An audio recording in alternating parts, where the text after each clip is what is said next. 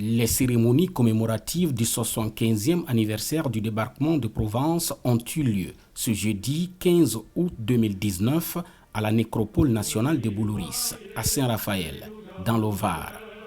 Les présidents Emmanuel Macron, Prosper Alpha Condé et Alassane Ouattara, ainsi que Nicolas Sarkozy, ont rehaussé de leur présence cette cérémonie. C'est ici que reposent 464 combattants de l'armée B française, devenue ensuite la première armée de l'Hexagone pendant la Deuxième Guerre mondiale.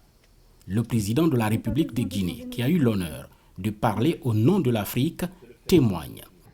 Monsieur le président de la République française, Monsieur le président de la République de Côte d'Ivoire, Monsieur le président Nicolas Sarkozy, Monsieur le maire de la commune de Saint-Raphaël, Monsieur le président du conseil régional, Mesdames, Messieurs les députés et sénateurs, chers anciens combattants, Monsieur le Président, je voudrais vous remercier de nous avoir associés en ce jour à la commémoration du 75e anniversaire du débarquement de Provence, qui fut un des moments cruciaux de la fin de la Deuxième Guerre mondiale.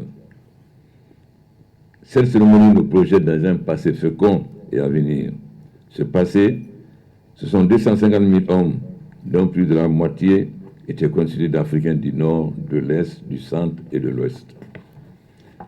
Ces hommes partageaient avec les soldats français, que dis-je avec le peuple français, le sang et la sueur de ce combat ultime de la Deuxième Guerre mondiale.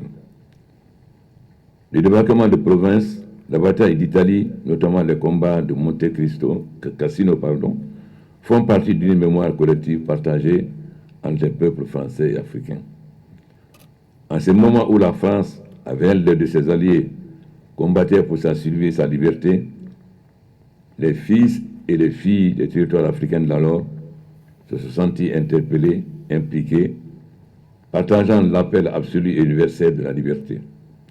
Nombreux de ces fils d'Afrique ont trouvé dans la terre de France le repos éternel et ont laissé ici et là des souvenirs de bravoure et de fraternité. Au-delà des chiffres, ce sont des vies qui ont convergé vers l'appel et la lutte contre le nazisme et pour la liberté. Ces vies sont celles des planteurs qui ont rejoint la résistance avant de se faire enrôler dans les forces françaises libres. Ces vies, ce sont des paysans, d'instituteurs, de forgerons, de chasseurs qui ont partagé l'idéal de combat. Je voudrais ici évoquer la mémoire de nos anciens qui, au-delà de leurs différentes origines, de races, de cultures et de religions, ont trouvé en eux des ressources pour mener ensemble le combat pour la liberté. De l'histoire et de la mémoire, il ne faut pas retenir que les leçons du passé. D'ailleurs, les leçons ne sont dites que pour le futur. Nos peuples ont en commun le destin humain et le devoir de l'humanité. Monsieur le Président, permettez-moi de saluer la mémoire de tous les hommes et toutes les femmes venant de partout, de France, d'Angleterre, d'Amérique, de Russie et bien sûr d'Afrique, sans le sacrifice desquels notre humanité ne continuerait pas à se battre pour la paix et la réduction des affres et des erreurs de l'extrémisme et de la guerre. Aujourd'hui comme hier, les peuples d'Afrique, tout en étant attachés à leur identité, à leur liberté, continueront le combat pour le monde toujours plus juste et toujours plus solidaire. Je vous remercie.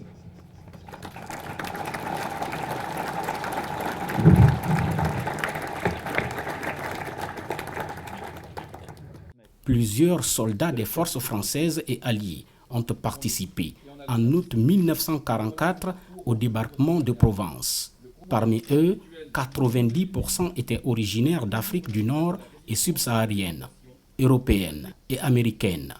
Le président de la République française n'a pas manqué devant ses anciens combattants et toutes ses personnalités de rendre un vibrant hommage à l'Afrique pour sa contribution cruciale dans la libération de la France. Bon nombre de résistants de la France des Outre-mer, des dissidents des Antilles, des Guyanais, des Réunionnais, des Tahitiens, des Néo-Calédoniens, qui avaient souvent pris tous les risques pour rejoindre l'armée de Delattre.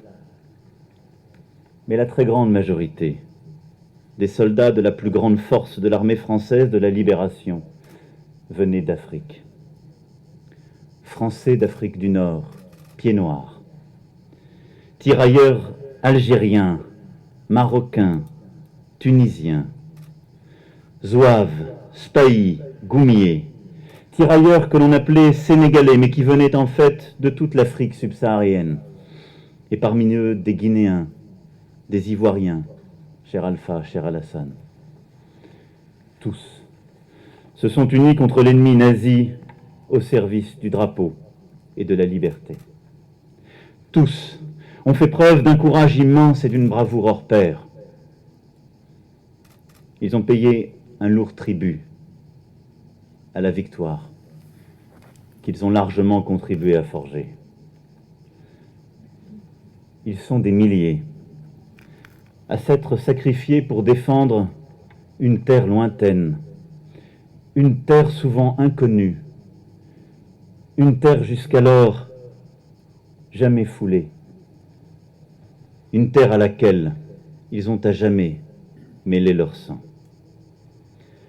Ils ont fait l'honneur et la grandeur de la France. Et pourtant, qui d'entre nous se souvient aujourd'hui de leur nom, de leur visage? Ces combattants africains, pendant nombre de décennies, n'ont pas eu la gloire et l'estime que leur bravoure justifiait. La France a une part d'Afrique en elle. Et sur ce sol de Provence, cette part fut celle du sang versé.